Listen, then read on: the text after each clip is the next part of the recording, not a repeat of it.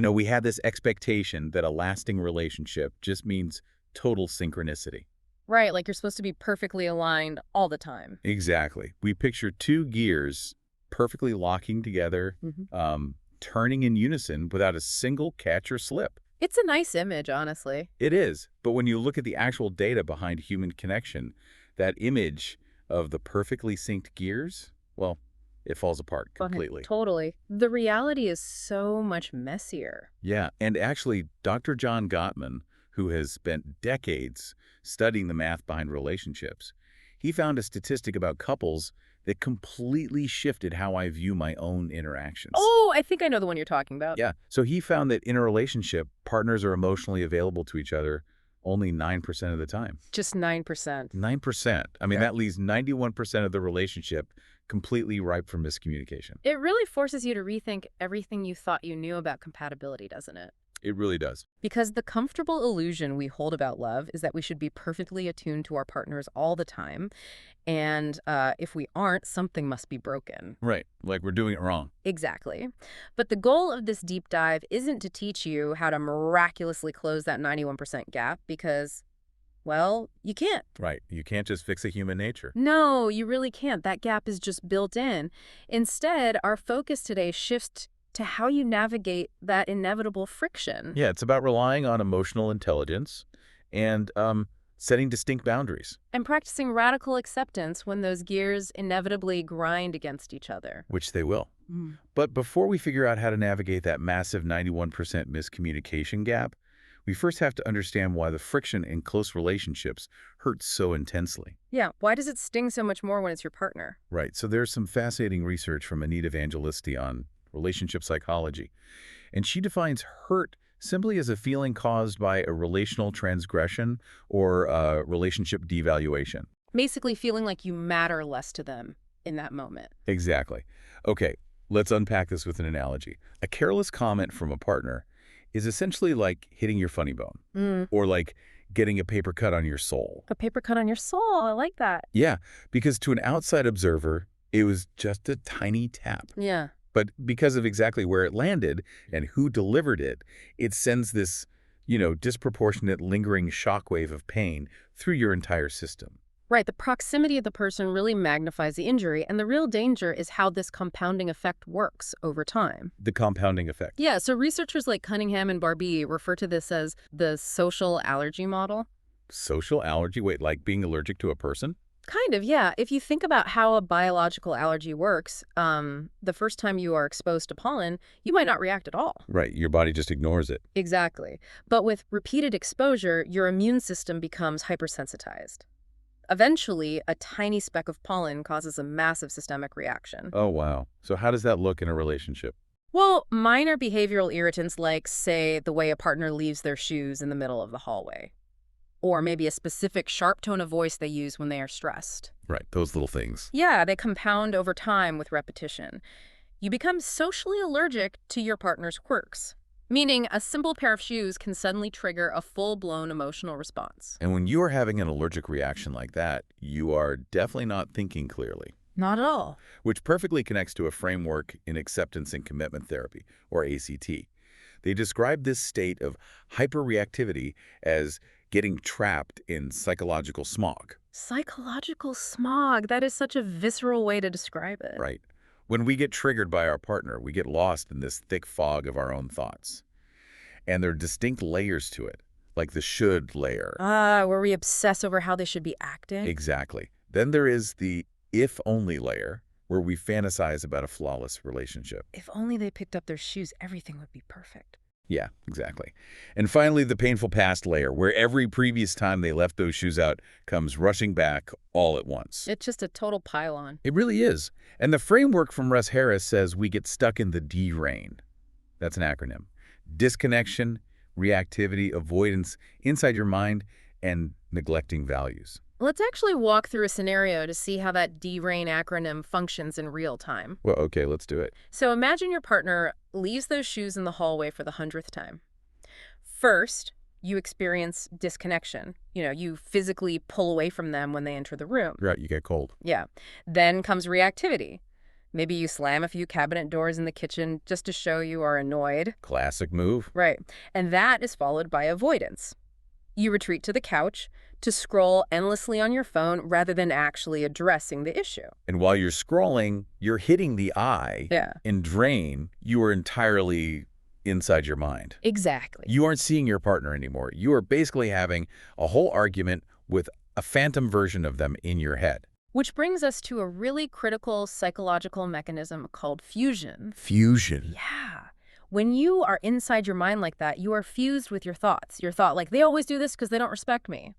Well, that feels like absolute, undeniable reality. You just accept it as fact. Exactly. You are so glued to the thought that you can't see the situation objectively.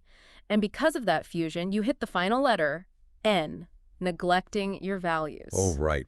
Because if your core value is to have a loving, communicative home, slamming doors and giving the silent treatment is in direct opposition to that. Perfectly said. You are no longer interacting with the reality of your partner. You're interacting with your own fused, rigid thoughts about what they are doing to you. Okay, I'm struggling with this, though. How so? Well, if we are all getting hypersensitized to every little quirk our partner has as the years go by, and we are constantly getting trapped in this psychological smog, Yeah. how's anyone surviving a long-term relationship? Yeah.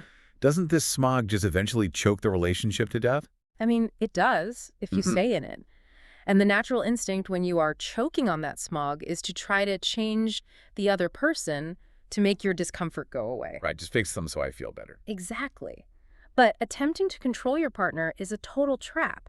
The first step out of the smog isn't changing them, it's radical acceptance. Radical acceptance. Yeah, you cannot manage your own emotional intelligence if you are constantly at war with the reality of who your partner actually is.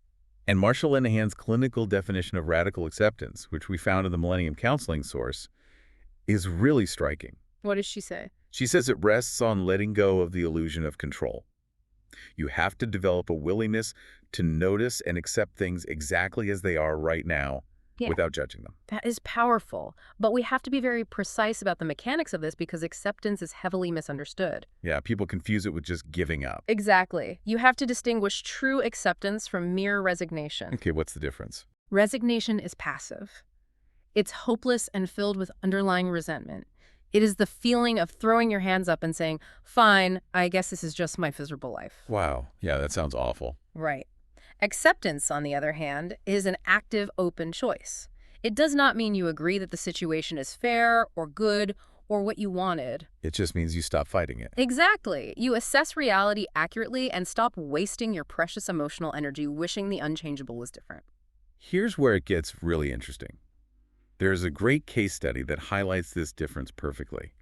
It's the case of a couple named Marla and John. Oh, I remember this one. Yeah, so John is emotionally unavailable. He's charming, he's fun, but he clearly communicates to Marla that he only wants a casual relationship right now. He's being honest about where he's at. Right. Marla, however, wants a serious commitment. But instead of accepting his reality, she clings to the right now part of his rejection. She's fighting reality. Completely. She's constantly auditioning for the role of his future wife, hoping he will miraculously become emotionally available if she just tries hard enough. Yeah, she is interacting with the if-only layer of her mind rather than the man actually sitting in front of her. Exactly. And when you fight reality like that, you lose all your leverage to make healthy decisions for yourself. It's essentially like Marla is trying to order a steak at a vegan restaurant. That is the perfect analogy. Right. Radical acceptance is walking in, reading the menu, acknowledging that the kitchen only serves tofu, and then calmly deciding whether you want to sit down and eat tofu or leave and find a steakhouse. Yeah, but what Marla's doing is sitting at the table screaming at the waiter for a ribeye. And then crying when they bring her vegetables. Exactly. Taking that analogy a step further, knowing what to accept versus what to negotiate is the cornerstone of long-term stability. How do you know the difference? Well, the Summit Counseling source highlights a concept from Dr. Gottman.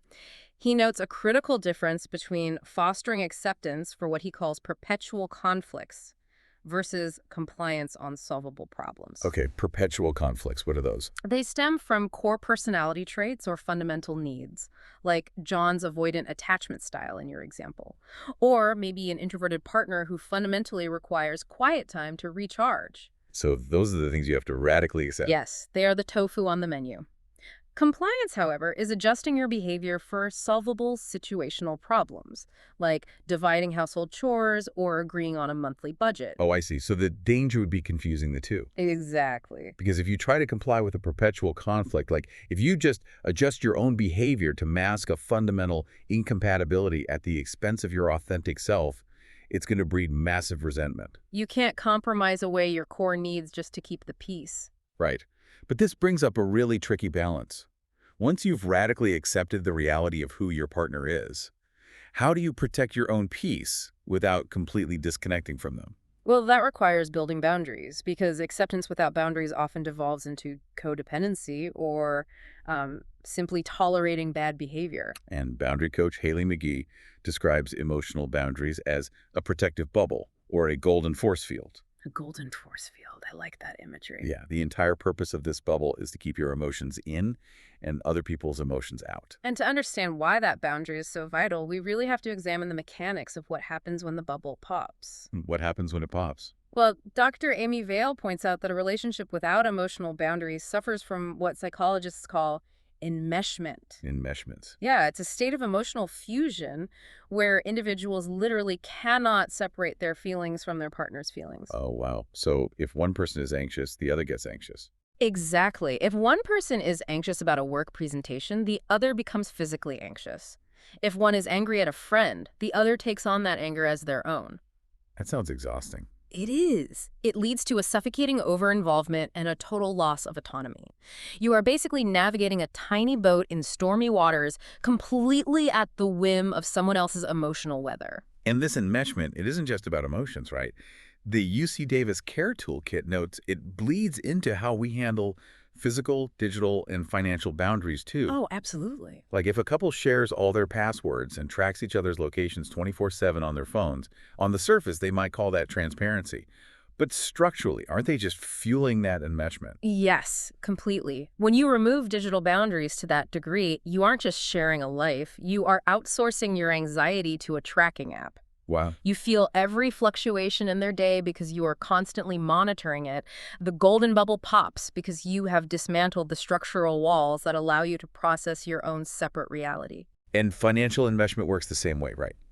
If every single purchase is scrutinized in a joint account without any agreed-upon personal allowance, you lose the autonomy that makes you an individual partner. Right, you just become an extension of the other person. I can definitely see how that destroys autonomy. But let me ask you this about the emotional side, because I think a lot of people worry about taking this too far. Sure, what's the worry? Well, if my partner comes home and they are incredibly hurt by something that happened to them, and I just put up my shiny golden force field and sit inside my little bubble, doesn't that make me a cold, detached jerk? Doesn't empathy mean actually feeling their pain? It is such a common fear, but the psychological research draws a very sharp distinction between the two. Empathy is the act of sharing and understanding feelings while your boundaries remain completely intact. Okay, so the bubble stays up. Yes, you can look at your partner through the bubble and say, I see your pain, I understand why you are hurting, and I am here with you. Enmeshment, on the other hand, is adopting their emotion as your own personal responsibility to fix. Oh, I see. So the goal isn't complete emotional detachment. Not at all. The goal is finding a middle ground where you can respond lovingly and supportively without letting their emotional state dictate your own reality. So how do we actually execute that in the heat of the moment? Haley McGee outlines some incredibly practical steps. What's the first step? Step one is to notice your reactivity via your body signals. And this is backed up by physiological studies in the Feel This Brief. True acceptance and emotional safety physically feel like an open chest and a relaxed jaw. And reactivity. Reactivity feels tight, panicky, and constricted. Yeah. So step two, when you feel that tightness in your chest as your partner is venting, you pause and ask yourself, is this mine? That single question, is this mine, is the mechanism that stops enmeshment in its tracks. Yeah. It forces your brain to categorize the emotion. Right. And then step three is to act non-reactively. So if your partner is furious about an argument they had with their boss, you empathize. You say, wow, that sounds incredibly frustrating. I'd be mad too. But you don't absorb their anger. Exactly. Your chest stays open, and you don't jump in to try and solve the work problem for them. You acknowledge their reality without making it your burden to carry. That is super practical. But this raises an important reality check. Uh-oh, what is it? Well, even if you radically accept your partner, and even if you maintain your golden bubble perfectly, managing your empathy without enmeshment, you are still living in that 91% miscommunication zone we discussed at the beginning. Oh, right, the gap. Yeah, eventually a boundary will be crossed. A rupture is inevitable. It's definitely not a matter of if the gears will grind, but when. Exactly. And to understand how to handle those inevitable ruptures, we can look at a complex clinical case from researchers Walser and O'Connell. The acceptance and commitment therapy case. Yes, involving a woman named Florence and her young adult daughter, Alicia. Florence was deeply fused with the idea of being right about an ongoing argument they were having. She wanted validation. Right. She wanted her therapist to take her side and validate that her daughter was the sole problem. The therapist, on the other hand, noticed the rising tension in the room, but avoided addressing it. Why would a therapist avoid it? Because the therapist was fused with her own fear of doing the therapy wrong or looking incompetent in front of a client. Oh, wow. So they were both stuck. Yes, this mutual rigidity, both of them trapped in their own psychological smog, caused a massive rupture in the therapeutic alliance. Florence felt betrayed, unheard, and wanted to quit therapy entirely. But the way they repaired that rupture is incredible. Mm-hmm. The therapist didn't get defensive, and she didn't just offer a hollow apology. She slowed the whole process down and modeled vulnerability. What did she do? She actually named the fear in the room, admitting her own anxiety about getting the session wrong. Right. By doing that, the therapist modeled diffusion. She unhooked herself from the rigid thought of, I must be a perfect therapist, and just became a genuine human in the room. That is such a powerful shift. Yeah, and then she used perspective taking, asking Florence to imagine looking through her daughter's eyes for just a moment. And when Florence engaged in that perspective taking, she also experienced diffusion. She stepped back from her need to be right and realized her daughter simply didn't feel loved. The entire dynamic in the room shifted. Florence actually described the physical sensation of the repair as moving from a feeling of ice to a feeling of warmth. Ice to warmth. That's beautiful. It sounds amazing in a clinical setting, but it makes me wonder about the rest of us. What do you mean? What does this mean for everyday couples who aren't trained in psychological diffusion techniques? When a regular couple has a massive rupture, how do they get from ice to warmth? For that, we can pivot back to the Gottman Institute's research on what they call the masters and disasters of relationships. Okay, masters and disasters. Yeah, after studying thousands of couples, the defining difference wasn't that the relationship masters never made mistakes or crossed boundaries. The masters experienced the 91% miscommunication gap, just like everyone else. So what was the difference? The difference was that the masters repaired the ruptures. And the most comforting part of the data is that a repair attempt does not have to be eloquent or clinical or perfectly phrased to work. Oh, there is this hilarious Gottman anecdote that perfectly illustrates this. It involves a chemist husband and his wife. Oh, I love this story. They are in the middle of a heated argument because he never knows when he's coming home for dinner, and the kids are getting cranky and hungry waiting for him. He defensively suggests she just feed the kids a snack. A terrible suggestion in the moment. Right. And his wife looks at him in disbelief, basically saying, "Are you kidding me? Of course I gave him a snack hours ago. Do you think I'm an idiot?" The tension is definitely spiking. The rupture is happening in real time. And the husband realizes he just stepped on a landmine. So what is his eloquent clinical repair attempt? He just smiles at her with this big, stupid, goofy grin. The doofy grin. And it worked. She started laughing, the tension broke, and it completely stopped their downward spiral. If we connect this to the bigger picture, we really have to ask why a big, stupid grin worked to de-escalate a genuine conflict about household management. Yeah, why does that work? The secret weapon of the relationship masters isn't the specific technique they use to repair, it's the environment they have built beforehand. Gottman refers to this as the emotional bank account. Emotional bank account. Yes. If you have been a fundamentally good friend to your partner, if you have nurtured your love maps, which means you don't just know their favorite color, but you know their current stresses, their internal world, and you consistently answer their bids for connection well, then your foundation is strong enough to survive a clumsy repair. So when he smiled that goofy smile, it wasn't a magic trick. It worked because her brain quickly calculated the history of his behavior, checked the emotional bank account, and determined he was a safe person who was just being clumsy, not malicious. Exactly. It's not about having the perfect script when things go wrong. It's about having put in the work when things are going right.